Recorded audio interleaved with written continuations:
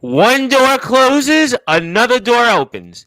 We are live on Sportzwire Radio, and who knows, whatever we'll talk about tonight. Probably to start the show off, we'll talk some Major League Baseball. If there's people in the chat that want to ask me any other question, I'll be happy to answer that. Maybe I'll get your thoughts on the NFL and more, and I'll talk about some of those things for a little while at the very least with two of my guys that host, first of all, two shows. Well, one of them hosts two shows such as the Liftoff Jets and the New York MLB Talk. He is a happy man right now because his New York Yankees are playing for the last time in Oakland. Yes, in the Oakland Athletics, whatever they call it now. They're up 6-0, and a guy that obviously lives and dies by the New York Mets, and boy, did he have all those emotions today. He is the co-host of the New York Baseball Talk. He needs to change his title. I know, I have to change it. I just New York Baseball Talk. No one's going to know that there, but that is Mr. Rob Maraska, the man that is obviously the Grim Reaper of Sportswire Radio. And gentlemen, how you doing tonight? Pretty good.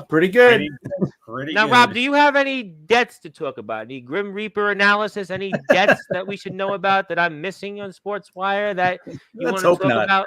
Yes. No, let's hope not. Yes, let's certainly do. Tonight. Let's think positive stuff tonight. Yeah. Well, I tell you what is going to die. I'll tell you what is going to die. The Oakland Athletics, I think, end in Oakland on Thursday, so that will actually die. But I guess maybe I'll start off with Rob Maraska first because we certainly don't want him to die on Sportswire Radio. We want to get his thoughts on something. I know some people here will get into some different topics, sports, whatever else. I'll hang out depending on who's here in the chat. But New York Mets, your vaunted New York Mets, after having a rare bump in the road yesterday, come back and win a pitcher's duel. Sean Manaea might be making a strong last-minute push for at least some Cy Young votes, and Mets get a win, and Edwin Diaz looks like he's in rare form as he gets a 4-out save. And Rob, for those that are listening and watching out there, talk about the Mets and their recent run. Yeah, the Mets took care of business. First of all, against the Nats at home, which is what they had to do. They had a you were quoted as saying you weren't getting all 7, but you were hoping for 6 out of 7. They got 5 out of 6 so far. Yeah, not bad. I mean, they swept the Nationals, which is what they had to do. Like you said, yesterday's game was a hiccup in the road. It wasn't fun, but it happens. They're not going to win every game. But things are looking good in Metland right now. And, I just have to say, Iglesias is the spark.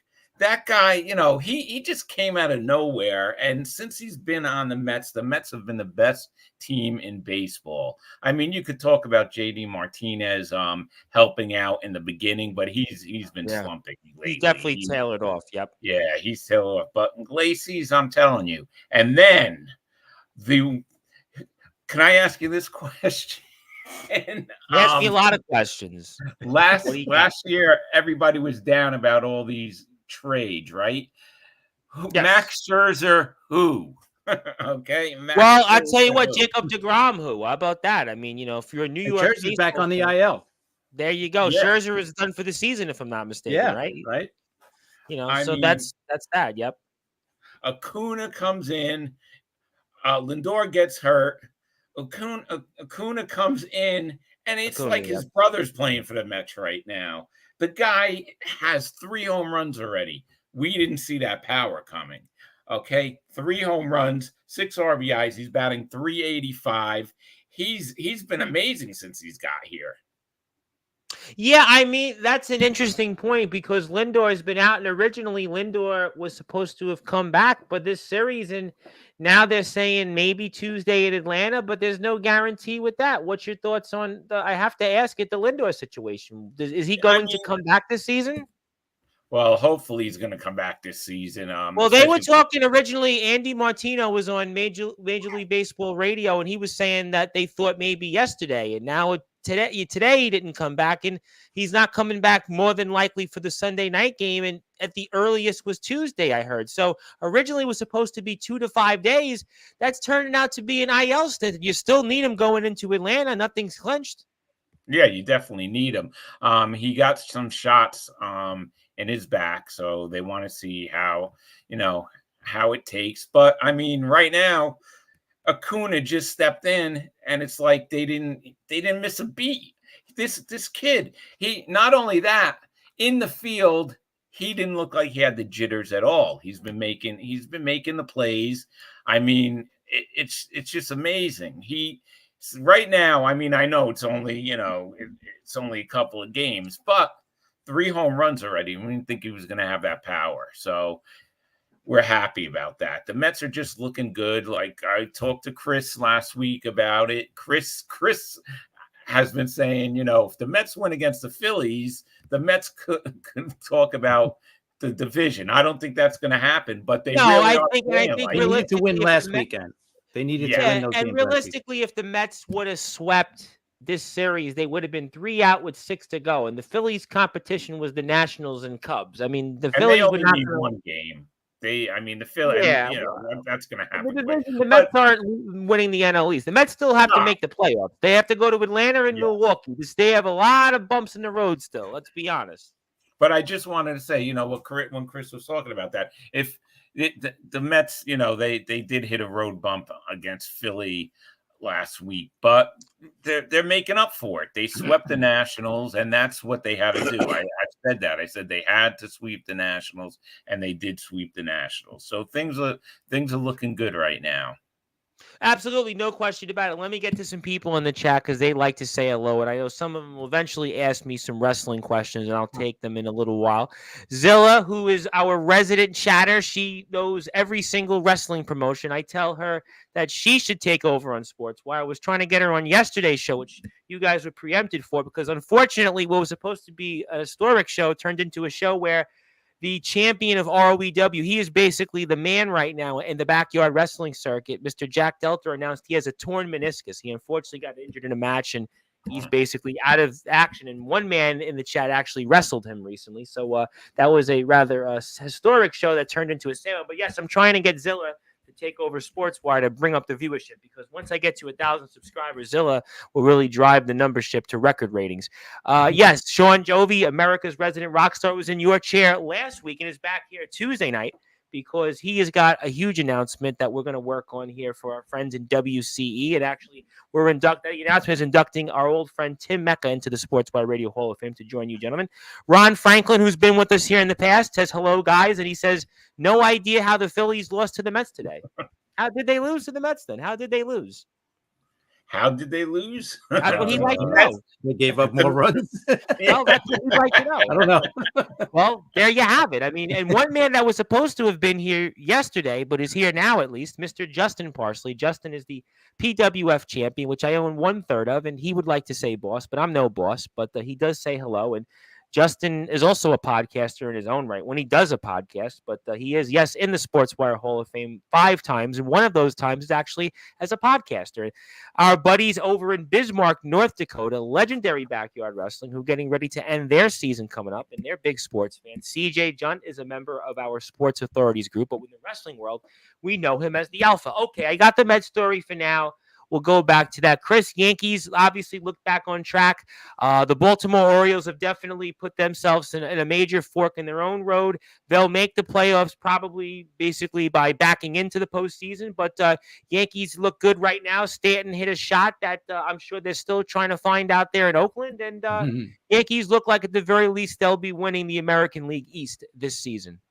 Yeah, that's the way it's looking. Baltimore is just, I guess, coming apart at the seams. It seems like today they were down 4-2 going into the 9th. They tied it. They looked great. And they had nobody out, guys on base, and they couldn't get one more in. And then, of course, they lose it in extra innings because their bullpen is just atrocious. They designated Craig Kimbrell for assignment. I mean, that's probably the end of his career, I would think, And yeah, they were talking about that on the radio yesterday, and it seems like, I don't know. I guess it's to be continued, I suppose. Yeah, he didn't look at all good this year, so he's probably done. But with the Yankees, they finished 2 out of 3 at Seattle, and then they come, they beat Oakland last night. They're beating them tonight. Beat them 6-0 now, yep. Volpe had 3 hits last night. He hit a home run today. Like you said, Stanton hit a monster home run today. You know what? Maybe the Yankees are getting hot at the right time, just like the Mets are. The Mets are playing as good or better than any team in the league right now. And that's exactly what. The Detroit Tigers, I think, might be the best team right now in baseball. Yeah, maybe, but I'll still go with the Mets right now. I mean, let's be honest. They're playing as good as they could possibly play. And you know what? That's what you want to do. That's what every team in every sport wants to do, is play their best at the end of the season going into the playoffs. And I don't think any team wants to play the Mets right now because they are that hot. And you know what is more amazing, right? We talked about it with the Mets, right? They opened up the season against the Brewers at home. They're going to finish the season against the Brewers, and they're going to start the playoffs against the Brewers as well. It looks like, right? Because they're the 3 seed. They still got to get through Atlanta. And the Mets still obviously have to face Atlanta. I'm going to say that they're going to at least take 2 out of 3. At least that's the way I'm seeing it. I don't see Atlanta with their pitching. It's Chris Sale but don't Sale nothing. You know, turn in that series though. The what? He gets a turn in that series. That's true. That might be the only game they win, though. I mean, who else are you gonna, who else are you throwing against the Mets right now that you could see them losing to? But the Mets historically in Atlanta, it's a house of horrors for them. So right. It doesn't really. I know that was a big topic on the radio yesterday that they were talking about in different sports radio stations that we listen to other than Sportswire, and that was a topic. But look, the Mets look good, but there's no guarantee that they even make the playoffs. Right. Well, exactly. Yeah. I mean, listen, I don't see that happening, but listen, that's very possible, because here's the other thing too. How is I still don't know this. How is the Brewers going to handle the upcoming series against the Mets, that last 3 games? Because they're not going to need those games. They said something. They said something today, actually, that they're pitching the pitching, and I think starters are only going to go 5 innings. Okay, no more than that. So they're getting ready for the postseason. The last series against the Mets, they're not going to go hard. But that series could mean something for them. In terms of not the Brewers. I think the Brewers could be for positioning, unless the Dodgers or the Phillies really poop the bed these last few, these next few games. I think they're locked into that number 3 seed. Well, if you look at it, I mean, listen, it's possible, right? If the Dodgers, I think the only thing the Mets might have a saving grace is right now, and I don't know the Arizona score. I'll get to it in a few minutes, but Arizona has not played very well either, and the Mets hold a tiebreaker over Arizona. So your saving grace if you're the Mets is if you do kind of a tank for whatever reason these last 7 games, you've got Arizona that's had their own slides. I think that's your saving grace there. But I think it's interesting that the Mets and Tigers have been the 2 hottest teams in baseball that may not even make the postseason. It's true. There is a scenario. I mean, I don't see either. I definitely don't see the Mets not making it. The Tigers, I don't know how they're doing. It's going to us. The Mariners are in it again. The Mariners are always in it the last couple of days of the season. Yeah. The Royals have slumped hard. The Twins and the Tigers. And nobody wants it. I think Boston's alive even. Boston is mathematically alive still. Who would have guessed that? I mean, so I don't think Boston's going to make it, but it's really, if you want to throw Seattle in there, they're always in it. Seattle, Kansas City, Minnesota have slid, and Detroit, and it's 4 teams for 2 spots. Baltimore is going to probably get in, have the first wild card. I know TBK is doom and gloom about Baltimore. I understand where he's coming from, but they're gonna make it. Let's assume. But those other 4 teams are fighting for 2 spots. Listen, and Detroit, they got Tampa and they got the White Sox. That's their last 6 games. After tomorrow's game against Baltimore, Detroit, you should sweep the White Sox.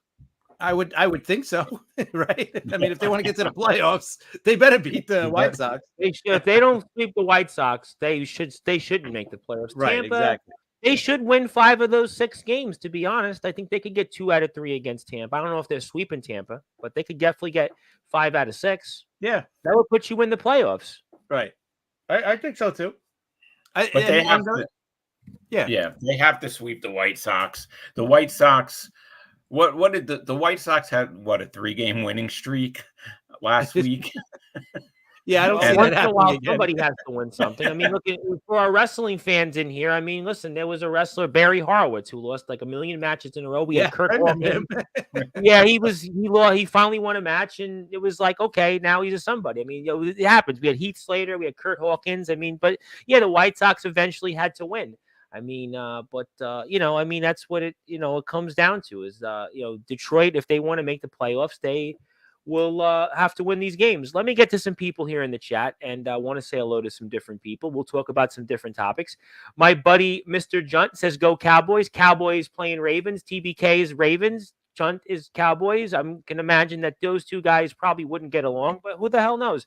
My buddy Comatose, who's obviously a huge person, also a double champion in the wrestling world. I know was playing basketball, and one of his videos on YouTube the other day says hello, and he says hello to you guys. I'm not a goat. I might look like a goat, but thank you for that. Holiday is the reason we lost that game, not the bullpen. If his thing tags up after the pop fly and collision, we win, period. Bonehead Baltimore sports is all that is. I mean, Ravens are in a must-win this week, as early crazy as that sounds. I think it's kind of a I must. think the Ravens are going to beat the Cowboys. I do. Okay. They're coming in desperate. Dallas, we know. They got to win, though, but I would think they'd have to win this week. Yeah, and listen, Dallas needs a win, too. They're only 1-1, so they need to win, especially because it's at home. So, yep. But I don't know. To me, Baltimore could easily be 2-0, right? The first game they lost by a toe. And then, last week, what was a close game against the Raiders. So I think they could easily be 2-0. And I think they're going to go in and beat Dallas. I'm just not. But I think, you don't want to go 0-3. I know you get the extra game for the season, but you don't want to go 0-3. Definitely not. The desperation is going to be big with them. So I think, when your team is desperate like that early on, like you said, you can't go down 0-3. You go down 0-3, especially in that division, that's going to be tough anyway. Yeah. I think they win tomorrow. But that's I think it's going to be a tough. I think that's going to be a tough game, though. It should be. There's some people I know that want to talk football. I'll go back and forth football and baseball. People are just having a good time. My buddy Ox McCoy, who I think is just getting over COVID. He is bound in blood, reigns in blood. Right now, he sends his messages through COVID. But yes, it's okay. He's not going to give us COVID. He's in the chat though. But he actually designed us a very nice logo. I'll put up here in a few minutes. Joseph Bostrom is here. Yes, the one and only Joey Bostrom, a man I've known for 15 years in the chat. Joey is alive and well, and he can't be stopped. Let's see what TBK's got to say. Slumping this leg. Yeah, I do agree with that. You don't want to go into a season as the Orioles. I mean, what were they at 1.25 games over 500, and they've played basically 15 and 25 the last 40 games or something. What it is? They got so many injuries with pitching, starting. The bullpens have been a mess all year. I think it's just catching up to them. It's interesting that there are teams like the Twins, the Royals, and the Orioles, that these teams seem to be kind of sliding into this. And, one or if even two of them may not make the playoffs. And that's kind of, I think the Orioles had the high expectations. I think it'll be interesting to see what happens with it. But you know what? Listen, the Diamondbacks and the Phillies made the playoffs, and they backed in, and especially in the case of the D-backs, and they went to the World Series. The Phillies went to the World Series the year prior. The Texas Rangers won the World Series last year, and they blew the division. I mean, so all you got to do is make the playoffs. Speaking of football fans, my ringleader, the Atomic Titan, who certainly was very successful last month, but not so successful this past Thursday. I'll get to that in a different show, in a different topic, but he is here. He was also my predecessor to the PWF, which I own a portion of. And he would like to talk about Tennessee and Oklahoma. I did hear some of that, and I think that Tennessee beating Oklahoma means a lot of SEC football talk is ahead, I'm sure. And Ox McCoy is now on Twitch. I don't know how you can simultaneously chat on Twitch and YouTube, but he can do that. And yes, Comatose is here. Comatose is alive. And Baltimore is winning. He thinks Baltimore is winning tomorrow. Yes, it's okay. All right. Well, okay, if you want to tell me why, but okay, fine. I have teams I like, but I don't follow sports much, but go Red Sox. Yeah, all right. Well, everybody's got something different. And Ox, I got a big announcement for tomorrow's show with Anthony Steele. That's going to be a must tune in. For some of my wrestlers, that's going to be basically a must listen show. He makes his return to Sportswire for the first time in 3 weeks. Yes, hello to LBYW. Absolute must win. If not, the hot seat does not begin to explain what Harbaugh will be on. I mean, is he on a hot seat at 0-3, or that's too premature? Or maybe. Yeah. If he's 0-3, maybe he starts getting on the hot seat. Yeah, it could be. Well, they didn't win it last year, right? The postseason success hasn't been as big as they would have liked recently, right? I mean, so maybe that's a part of it, I suppose. Yeah, absolutely. I mean, he's got success, just not, in the playoffs recently. So, but is that his fault? Is that, but it all ends up on the coach. We don't want to say, well, it's Lamar Jackson or if it's this. So, But yeah, it could be. Listen, if he misses the playoffs this year, yeah, I would say he's definitely going to be on a hot seat for next season. Well, I guess it's interesting because Tomlin and Harbaugh recently haven't won a Super Bowl, and it's interesting that the Pittsburgh fan had their own issues with Tomlin as coach, and maybe if Baltimore loses tomorrow, maybe they start to feel the same things that Steelers fans have kind of felt about Tomlin. Sure, the record's been good, but postseason success the past decade's been almost slim to none, and Ravens fans have had two of the last 5 years, the best record in conference, and were either bounced out in the divisional round or lost in the championship game last year. So maybe there is an expectation that they would like to win, and maybe that does put Harbaugh on the hot seat after the season. I don't know about 0-3. He's fired, but I mean, certainly if they have a down season, maybe there is a different situation. I don't know. Let's see what else we got. Let's get to a couple of things here. Yankees should finish off Baltimore this week. White Sox could tie the Mets by the end of the weekend. Yep. It's close, and probably that's probably going to happen. So, hey, the White Sox will be remembered for something. What you used my line on your podcast, which is played on that link below, was that maybe some people might want to actually have that record. I mean, I would think that some might want. It's a record. You guys debated that. It. I mean, yeah.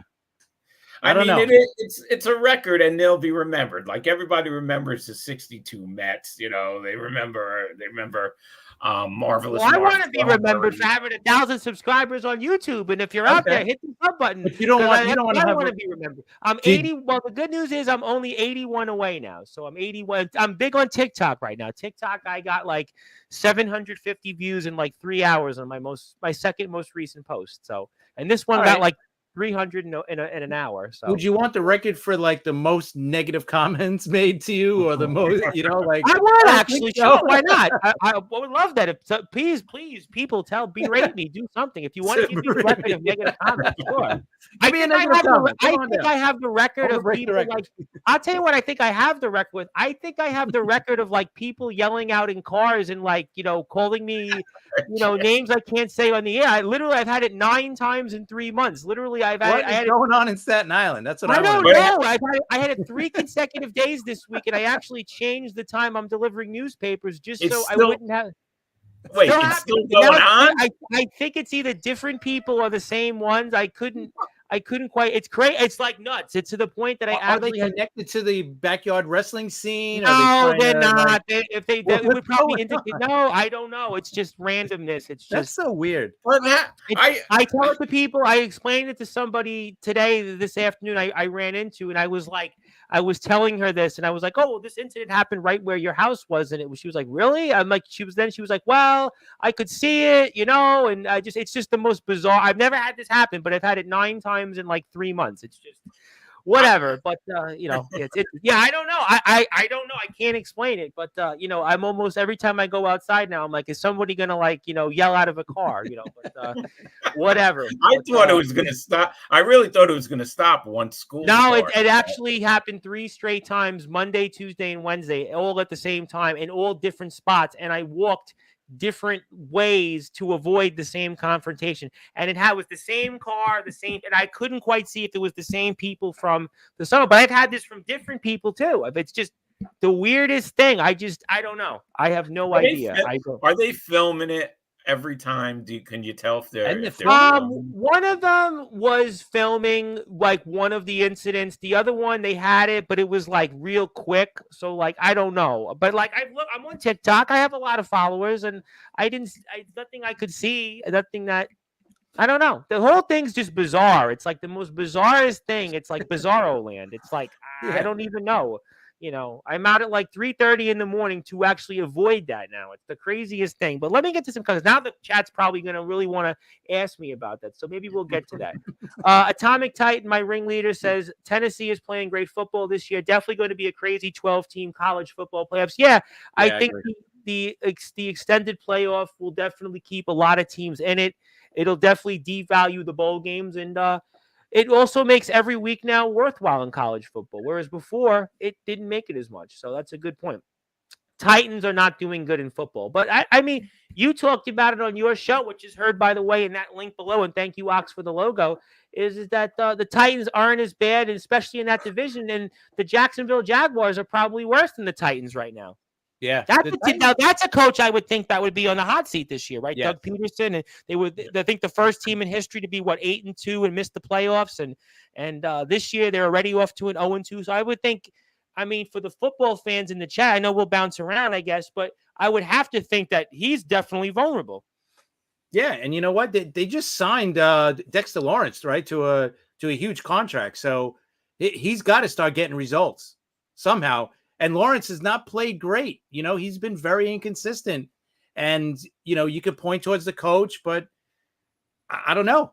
You got to start getting better production out of your quarterback, out of your offense. The offense doesn't seem like it's scoring points like it should. And that's going to point towards him, right? That's his offense. So at the end of the day, yeah, he'll definitely be on the hot seat. I totally agree. He might already be on the hot seat. Oh, I think that for the 0-3, I think you have to put them on the hot seat. In that division. Let me get to some more comments because I see the chat's actually getting excited.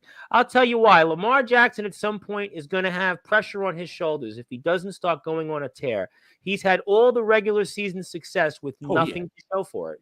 That's a point I've heard on different 100%. podcasts. Oh, and you know what? That monkey on his back, that not getting to a Super Bowl and not having playoff success, that monkey gets bigger and bigger every year, right? That he has a year like he did last year. MVP, and then he goes into the playoffs and he can't win a game.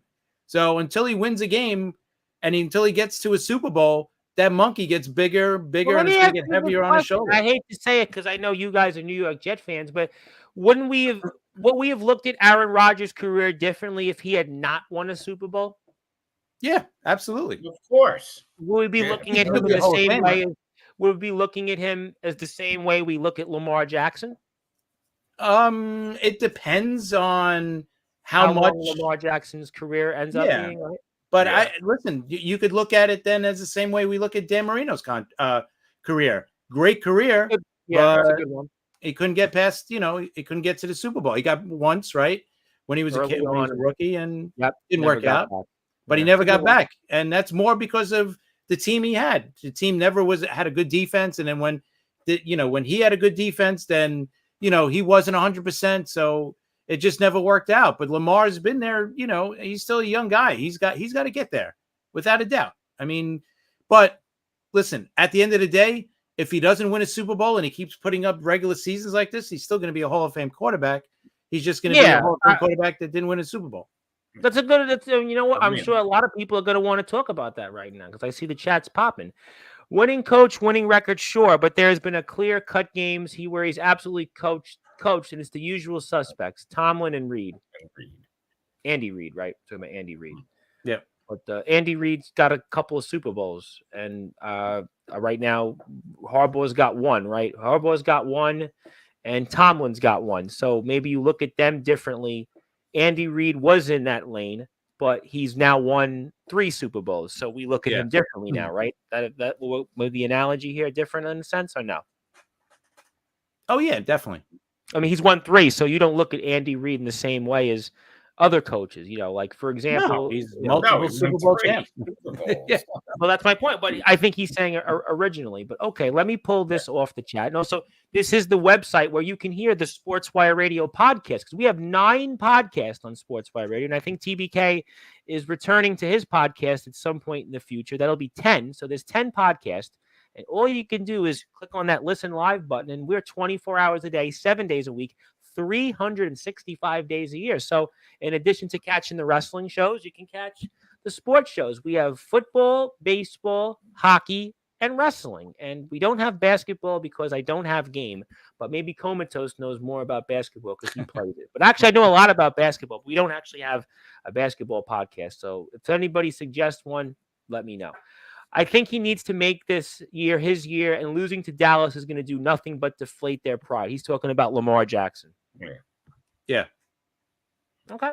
That's a fair point. Yeah, no, he definitely, absolutely, 100%. He needs to get there because you know what?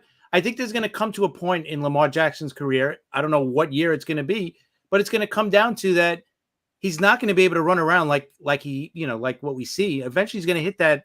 He's going to hit that wall, and he's not going to be that, quarterback that could run as much as he can. Yep. He's going to rely more on being a quarterback, throwing the ball, and that's when things are going to have to change for him. Can he become that quarterback? He needs to be that guy now, and we have just not seen him be the best thrower of the football. He's not bad. I'm not saying he's bad, but he's got to take that next step. And he just well, we don't want to turn him into a Randall Cunningham, right? Who was obviously an example of that. But if you are here actually, and I see somebody here for the first time, I would really appreciate it if you hit the sub button for me, because I am 81 subscribers away, and I'd like to be 80 away now with your support for the first time. So thank you, Samoan Watchmen, for tuning in. I hope you are doing well, and thank you for joining us for the first time. At least I think, but I have so many people come on the shows that I may not remember. Comatose, Lamar has pressures on his shoulders all season long. At some point, accountability must be taken. His promise is to win Super Bowls, not MVPs. Correct. Okay. Yeah. We'll talk about that. Tom, we are about 80 away from 8,000. Yes, our friends in TBW just had a big show this past Thursday, which a lot of people are talking about. I was in the chat. My buddy Alan Michaels has new music and is still trying to figure out his way around. Who, by the way, beat Atomic Titan. That's a different show for a different time. And yes, hit the sub button for them. Let me get to a few more comments. TBK, that's exactly what I'm saying. Not only will his fans lose faith, I already have, and his own team may as well. They need to get more postseason experience on both sides. He's talking about the Ravens and Lamar Jackson. That's an interesting point. Houston probably going to win the AFC South this year. Yeah, I would think. I mean, Colts, we don't buy, right? Jacksonville, we just spoke about them, and the Titans are still after. Yeah, I think Houston wins it pretty, I don't want to say easily, but I think by multiple games. What an amazing turnaround in Houston. It was a couple of years ago. They struggled to win a game, and here they are poised to be at the top of the AFC South. That's quite a turnaround there. Let me get to some more comments here. Lamar needs an offensive line, and to remember, he's not the only player on the field. He has weapons. Henry, Likely, Andrews, Flowers. He must use them. Tomorrow 100%. We'll have to find out. Yeah, his offensive line's not great. Henry will be good, man. He's Alabama built, and he did good stuff with the Titans. Yeah, that's a good point. Another good point there. I have no doubt in Henry's abilities. I have all the doubt in our ability to properly use them. We'll find out. Jets might be something this year. Jets got a win over the Patriots. Jets actually almost got off their own monkey off their back and beating the Patriots, and that makes Jets fans excited this year, huh? A little bit. I would say so. I think it's going to come down to just health, because this is just the beginning for the Jets, right? Because you got Aaron Rodgers coming back. He's getting back into it. This is his third game. And then, the offensive line, they're going to gel together. It's just going to get better and better as we see. I mean, we lost Moses for a few weeks, but they got Oli, the first round pick this year. So I think we're going to be fine without him. But I just think this team is going to get better and better every week. And so far, we've seen that, and I think it's going to continue to do that. I mean, there's enough on offense, and Rodgers looked. I mean, he looked the best he's looked in 2 years. So it's great to see that, and I think they're just going to get better and better every week. I think Jet fans who were at the game were ready to almost celebrate like they won a Super Bowl watching them play the way they did. My brother Sean Rice was at the game, was acting like he won a Super Bowl. Like, they beat the Patriots. Yeah, they should. If they're ready to go anywhere, they should not be the most impressive win. I agree. I mean, they beat. They did it impressively, at least. It wasn't like a low-scoring tight game. But I guess the Jet fan is even worse than the Met fan in a sense, because the Mets at least every 7 years win something, and they 2 years ago had a great season, and this year they've done above expectations. But the Jet fan is so starved for success, they'll take a victory over a second-ran Patriots team, I suppose. But you know what else it is? It's because of Rodgers, and look how good he looked. Okay, all right, it was against New England, but I don't even care about that, because look how good he looked. He played. He completed 27 of 35 pass attempts, right? So Patriots played well going into the two games. They were very competitive in the two games. They were playing well. I'll give you that. Yeah, no, yes. Listen, their defense is no joke, the Patriots. Their offense might be not great. Let's, but their defense is very good. And the Jets moved the ball up and down the field all night. It could have been so much more points-wise. So I listen. I think it was impressive to a point because their offense is not that good, but their defense is very strong. So, and it was a team that we haven't beaten at home in 10 years, I think it was. Yeah. So, well, that's my point. The Jets haven't beat the Patriots so long that Jet fans act like they won the Super Bowl because they just haven't beat them. It reminds me of a pretty big monkey to get off their back. So no, it was. It reminds me Listen, it reminds me for a period of time for the hockey fan who me and Chris are Islander fans in this case, when the Islanders finally started beating the Rangers several years ago. We hadn't beat them in like a decade, and all of a sudden, we own them. But that's but the Jet fans are that. Let me ask you one more question on football in the division. I'll get to some more people in the chat. A lot of people want to talk to you guys, which is very good. If you want to follow these guys, I'll put their X up in a minute. But the Miami Dolphins and Tua Tagovailoa, what's his future? I mean, I don't know. Listen, I'm not a doctor. I can't say anything. So, I mean, I listen. He's supposed to be flying with the team. Yeah, right. Isn't that crazy though? I think it is. But listen, if the doctor says it's okay, I guess it's okay, right? I don't know. It's a situation I wish I was never in, Sure. So hey, good luck to him. That's all I could say. I hope he gets good advice. I hope he takes it. I hope he talks to his family and decides what he's going to do, because he's still a young guy. And listen, I know it's hard to say, all right, I'm done. I'm going to retire and do something else, because he's so young and he hasn't accomplished everything he wants to accomplish yet in football. But what do you think it says about that franchise if he's not able to be an effective quarterback? Where does that franchise go? Because again, they're another franchise that is obviously got an owner that's been, I think, very aggressive in how he's wanted to spend money. He's got a young coach that I think a lot of people have put a lot of hope on. They also backed into the playoffs last year, and they've not quite been able to establish themselves as an elite team yet. And where does that franchise go if he's not able to be an effective quarterback?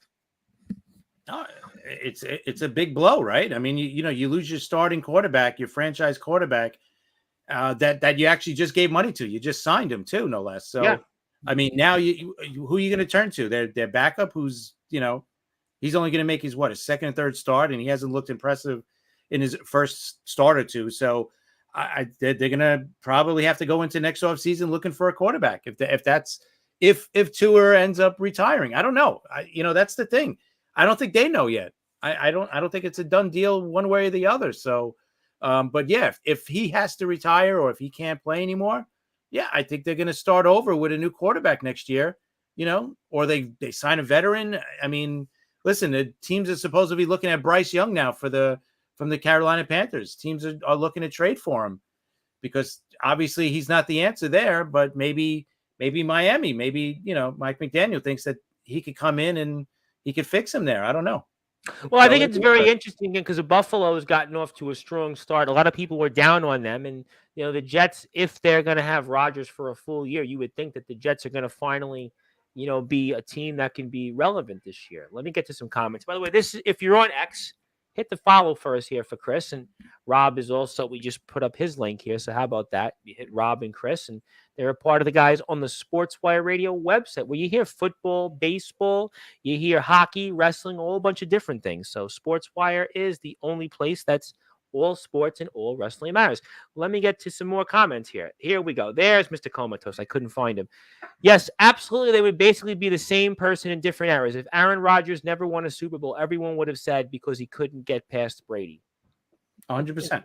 Yep. Interesting line. That's an interesting one. Yeah, well, but he's got one. So people look at him. I guess, well, maybe a better comparison is, ironically, the man he replaced, Brett Favre, right? Brett Favre only won one Super Bowl, right? But we look at Brett Favre, although I don't think Brett Favre's in the same top 5, right, of all time, maybe top 10 quarterbacks. But, I mean, he's definitely a Hall of Famer who won one. I mean, he won one Super Bowl, I mean, his numbers are probably what? Tom Brady passed all his numbers. He was the all-time stacking power because, well, he played so long. Yeah. But don't ask Jet fans about Brett Favre's experience, by the way. That didn't go well. Don't ask about that. Just like Lamar and crew can't figure out Patrick Mahomes. Yes, the Patrick Mahomes. Absolutely. The only team that has figured him out is Cincinnati, right? They beat him that one year and they went to the Super Bowl. So yeah, good point. I should cover March Madness. I'll cover it if the people want it. I'll cover it. I mean, right? If you want it, I'll cover it. That's what it comes down to. Alan Michaels' new song is a bang. It could be a hit. It's going to be a hit. It's going to be a hit because I'm going to play it on Sportswire. It's going to draw views. Let me get to a couple more comments here. I still can't believe that's our quarterback. As long as we stay healthy, this team is going to be special. Are we really beating the Patriots and Titans all of a sudden? It's a special Jets team. I mean, I'm just saying. I'm not trying to be a Debbie Downer, but I'm just trying to figure it out. Is that I'm with Joe. I'm with Joe. Yes, it could be special. Can you listen? Obviously, anything could happen, right? As we go through the season and we get to the playoffs, yeah, anything could happen. I mean, right now, to be honest, the division is going to come down to Buffalo and the Jets, right? Probably, yeah. And we just see New England. I mean, New England's not going anywhere. So Miami, though, always seems to be the last 20 years, always seems to be, except that 1-15 year and that 11-5 year, they always seem to be anywhere between 6 and like 9 wins, 9 or 10 wins. They don't seem to be able to be any. They always seem to be in this like level of not so good, not so bad. So, and you know what? Sports in general, like every sport, is getting to be like this. Yeah, there's no more of these great teams like they were in the 90s. Well, baseball, we talked about nobody's winning 100 games this year. No. There's none of that. In basketball this year, I mean, it really wasn't a team. I said, oh my God, they were like 70 wins. No, there wasn't that. The NHL this past year, Florida was pretty good. I mean, Florida had a big dominant season. I mean, but other than that, I mean, yeah, the Rangers, right? The Rangers had the best record, but they didn't advance. I mean, Dallas had the second best record. Okay, so yeah, the NHL, there wasn't a team that had like a Red Wings type of season years ago or a Colorado Avalanche type of season. Yeah, that's a good. Every league wants this parity. Every league wants this. Every team is in it until the very end. Obviously, with they want mediocrity. One or two that weren't, but for the most part, I mean, every team was in it at the trade deadline. That's why nobody really wanted to make any trades, right? What was there, 5 teams this year in baseball? Ironically, the Detroit Tigers, they were a seller. Right. And look where that comes out. Right. The Detroit Tigers were a seller, but yeah, you're listening. Football, for example, this year, I mean, what is there? 3 teams, 4 teams, I could say realistically have no shot. What, Carolina, right, would be one of the teams right now. I'd say no shot. Washington, the Giants, right? Yeah, I guess 3. So. I don't know. Maybe anybody else. I mean, even Atlanta beat Philadelphia. Sorry about that, Chris. Sorry to bring up I know. that. Yeah, no, that was a rough loss. Kirk Cousins somehow wins in primetime. I didn't expect that one coming. Yeah. I didn't expect that either. Arizona, which is about a handful of teams that really have no shot at all. But you never know. You never know. Arizona actually not bad. I want to get to Comatose because he has a good football point. I know we're going to talk to baseball. I know we're going to get to it. But what do you think, Chris, about the Bears this year? Bears obviously made a lot of moves, different kind of still. Where are the Bears in all of this? I think they're a little short on the offensive line. I don't love their offensive line, and a bad offensive line and a rookie quarterback is not a good combination. Like their defense, I think, is really good. A lot of good players on defense. Their offense, you got a lot of good weapons on offense. It's just the offensive line is just not that good. And when you have a rookie quarterback, that's not a good combination, right? So I think they're going to be, there's going to be more speed bumps for them this year than anything else. So, Can they beat the Colts tomorrow? 1:00 game in Indianapolis. I think they can. I don't think the Colts are, because their quarterback is still playing only his 6th game, 7th game, and we've seen what he could do. The guy has the throw of the year week 1, but he's also making mistakes too because he's still learning, he's still developing. So I definitely think the Bears could win. Absolutely. Okay. All right. So then maybe we'll see. Hope springs eternal. Let me get to a couple of comments. I got a couple more. TBK wants to say, I'm certainly not one to speak on another man's career, but I feel like if Tua takes one more blow to the head, he becomes Ace Ventura in the mental hospital. Come on, coaches. Well, I guess, for the wrestling fans, we had a wrestler that went through that. His name was Christopher Nowinski. He was he was a big time guy. He was a college amateur wrestler. He had a great look. He was with, I think for a brief period, might have been Stacy Keibler. No, that was Randy Orton. But I'm sure somebody will correct me on that. But he had a great look. He looked like he could have been a bigger version of Triple H. And unfortunately, he wrestled like a handful of matches. And He had to retire Wasn't from it concussion. Stephanie McMahon? Did he ever? What's that? Didn't he have a storyline with Stephanie or one of the girls he had, right? I think it was. I do think it was. Somebody will correct me. I think it was Stacy Keibler. I don't think it was Stephanie McMahon, but he was in W. He was wrestling. remember. He might have had a storyline with her because he was coming into SmackDown and went to Raw, but he was in WWE for like 9 or 10 months, and then he basically couldn't wrestle again. He became like a concussion expert advocate on that. So that's a big thing. He still is. Big for If sure. you follow him on Twitter, he still posts a lot of stuff about that. No, absolutely. But Tua could be going that route. I would certainly hope not. And yes, I'll get to the man who returned last week on Sportswire, Craven Rage. Stacey Keibler. Okay, I remember it was with a girl. That's right. Yeah, that's Stacy Keibler. Yes, I remember the long legs. But Craven Rage made his long-awaited return. I forget those. After 3. I definitely didn't forget him, but that's okay. We'll move on here. Since Tua is hurt, the New York Jets will take the division. But those Buffalo Bills disagree. They're in first place. Right? Yeah. Absolutely. I'll move on here. Eagles versus the Who Dat Nation is going to be a good one there. So he's by the way, I believe Craven is a Saints fan. Just so you know, Craven Rage. Hey, right now the Saints look really good, right? I think they scored on every possession. Their offense looks unbelievable.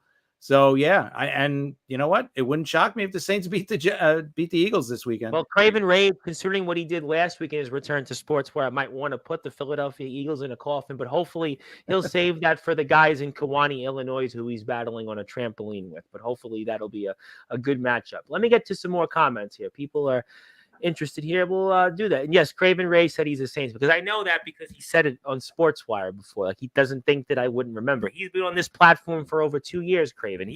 Some people would say he helped build the Sportswire to almost 1,000 subscribers. He's back, so we'll see. Everybody's back. LL Cool J's made a comeback. Craven Rage has made a comeback. People like comebacks. I mean, Craven Rage made one that people are still talking about. He definitely dropped some bars and looks to drop people in some coffins. But let me get to some comments, not some rhymes. I feel like that this is the Bears' curse. A great defensive line, a bad offensive line, and another new quarterback.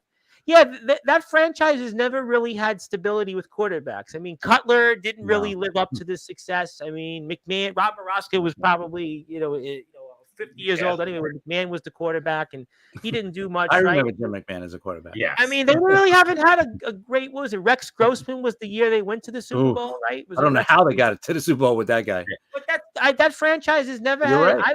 I don't remember them Jay having. Cutler has all the career passing He records. wasn't that great for them. No, exactly. The topic on Sportswire. I mean, Cutler had an okay career, but I mean, I don't know why that franchise can't have a great quarterback. I think if Caleb can survive this year with the bad offensive line and they rebuild that offensive line next off season and they go into next season with a better offensive line that could protect Caleb and Caleb develops a little bit this year and then goes into next year 2 with a good offensive line in front of him with the weapons that he's going to have at wide receiver and tight end. Yeah, maybe he can, maybe this curse is going to go away next year and they do really well, but they got to build that offensive line. But that's a good point because it is a franchise that I can't explain why they have not been able to have successful quarterbacks. Yeah. Well, the Jets are the same type of team, right? Other than Joe Burrow overrated if the Bengals go 0-3. I don't know. I wouldn't be ready to say that. I mean, listen, it's not all on him too, right? I mean, what if they lose 33 to the Bengals? You said it on the podcast. The Bengals since 2020, what have they won? One game in the first game since 2020 in the first 2 weeks of the season. So this is what they are. So don't be surprised if they win, week 3 and they go on a run, right? Because they have a good team.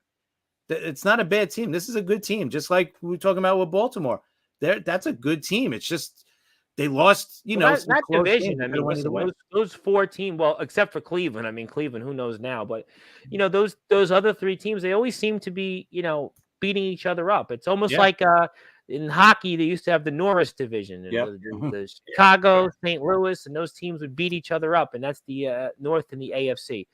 Yes, Craven Rages from there. I want to say hello to my friend Woo Ryder from Jacksonville. Sorry about that for them, but he does say Caleb Williams is a prima donna. Facts. He says Joe Burrow is elite. I mean, he's won a lot in the postseason. The postseason success is definitely been there, went to a Super Bowl, but we don't compare him then to a Jimmy G, right, who also had postseason success on the road And then, we obviously look at him as a punchline now. I mean, Jimmy G had a couple of good postseasons. I mean, just saying to throw that out there. No, he's no Jimmy G then. Okay. All right. Good enough. Got to throw it out there. Okay. We'll appreciate that. I guess I'll ask you a couple of quick things on the NFL. I will come back to baseball. Actually, I won't come back because Comatose got another comment. The chat's popping. Let's talk about it. Joe Burrow can't be overrated. He's the only person to outperform Mahomes in the playoffs. I think Burrows is the second best quarterback in the league personally. Lamar has lost that title.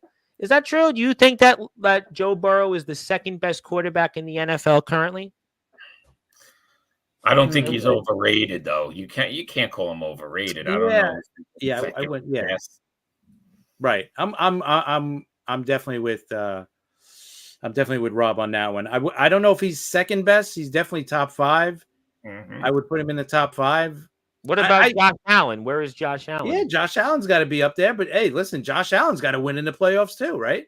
Yeah, we've been talking about that. Josh Allen definitely has to. He has to win. Another one. Why does he get a pass? And Lamar Jackson, we're saying, because I mean, I guess Lamar Jackson's won 2 MVPs.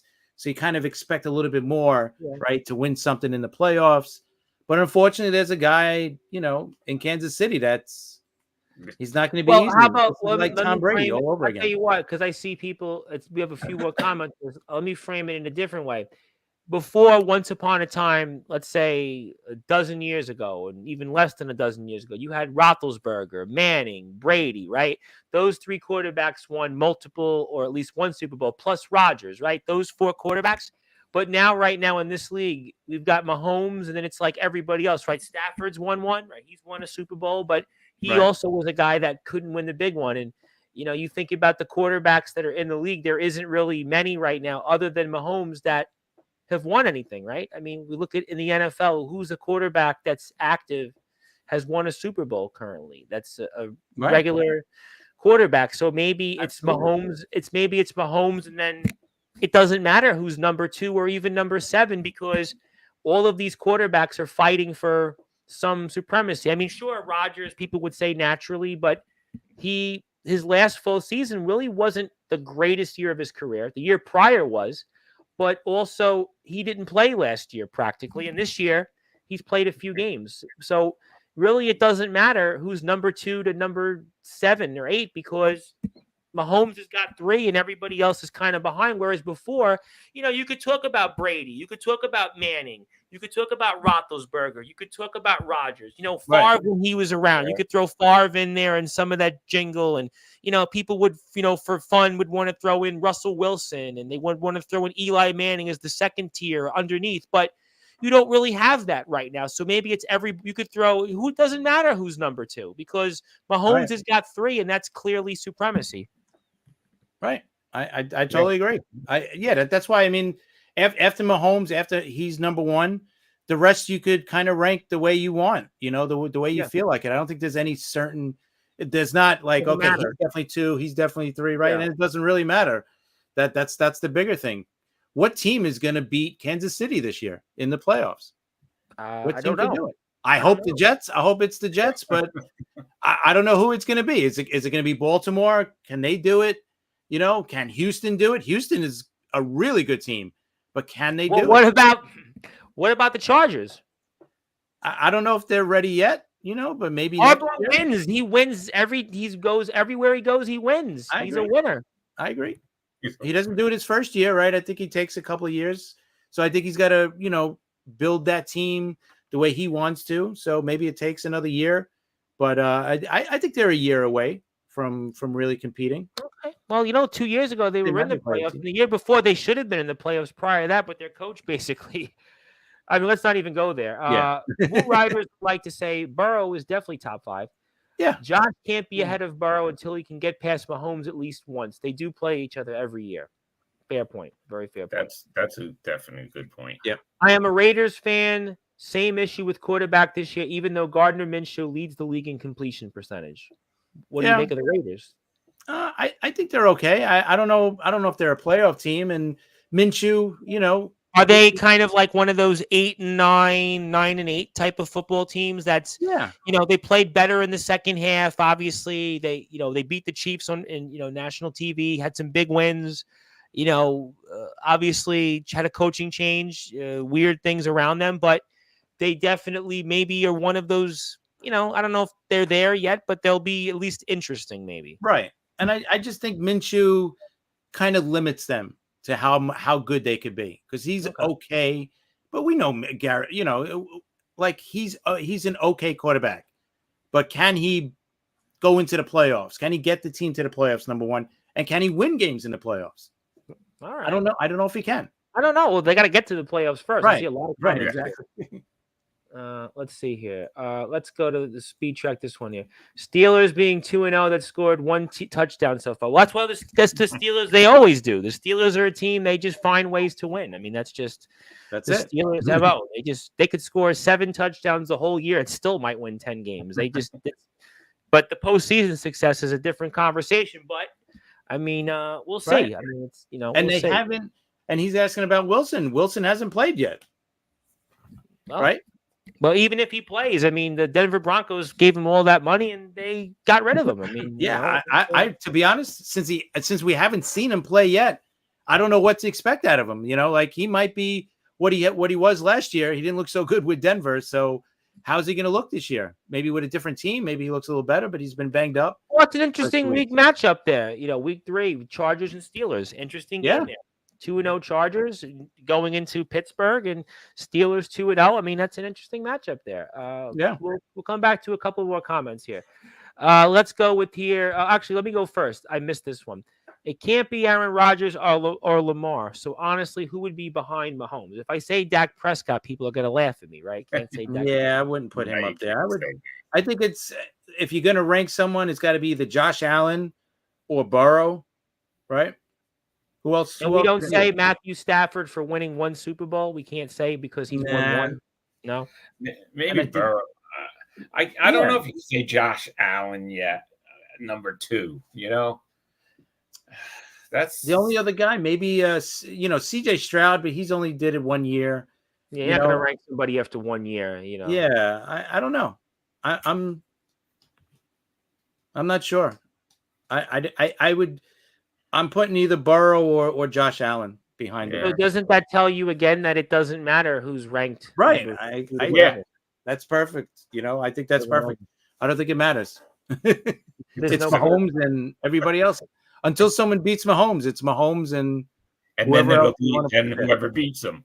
Right. That's key word. That's a good one here. Let me get to this here. What team will beat the 3-time championship team? I think the debate for the second best is valid because what Mahomes would be today, what would Mahomes be today if he was drafted to a place like the Texans? Meaning that if he went somewhere else, would he be the same quarterback? Would he have the same success? Oof. I don't know. You know what? He fell into the perfect position in Kansas City, right? He didn't have to start right away. No. He's also being coached by was in there. Yep. Yeah. He's also being coached by one of the greatest offensive minds in football, right? Andy Reid. So I don't know how because I don't know if he falls into, like you said, the Texans or whoever. It depends on where he ends up. I don't know. There was no pressure on him when he first got there. He wasn't the first overall pick, right? He was like 10th or 12th or whatever it was. So I don't know how he'd be. I don't know if he'd be this good. I'll be honest. Okay, I mean, listen, and where does Brock Purdy fall into all this eventually? Or the other one too soon, right? Can't put him in any talk, right? Yeah, I mean, I would say he's a top 10 quarterback, right? What do you guys think? I would put him in the top 10. I don't know about top 5, but I'll put him in the top 10 for now. And we don't want to rank Dak Prescott anywhere near, even though statistically his numbers would dictate he could be in the conversation, but he's got no postseason success, so we can't rank him, right? Not anywhere near there. Statistically, he's had a consistent track record, but in the postseason, if we judge the postseason, I would say he's right by the top 10. Okay, all right. Lamar has a win over Mahomes. It may not be a Super Bowl appearance win, but he has a win against him. Okay. To be fair, Burrow and Jackson are pretty even, I would say. Great quarterbacks can't get it done when it matters. But Burrow's been to Super Bowl. He's won a bunch of playoff games. Lamar's got to win a couple more to get it there. But he's got the 2 MVPs. I give you that. We moved on from that. Okay, all right. So obviously, I'll go over a couple NFL games, and I want to go back into baseball to end the show. Another couple key matchups, interesting ones. Texans, Vikings. Vikings had a big upset over the 49ers. That's another game of note of interest. We talked about Chargers and Steelers. Dolphins, Seahawks. I mean, Sharman was very high on the Seahawks. Seahawks were off to a strong start. Geno Smith. How about that name? Yeah. 49ers, Rams. I think that's another interesting matchup.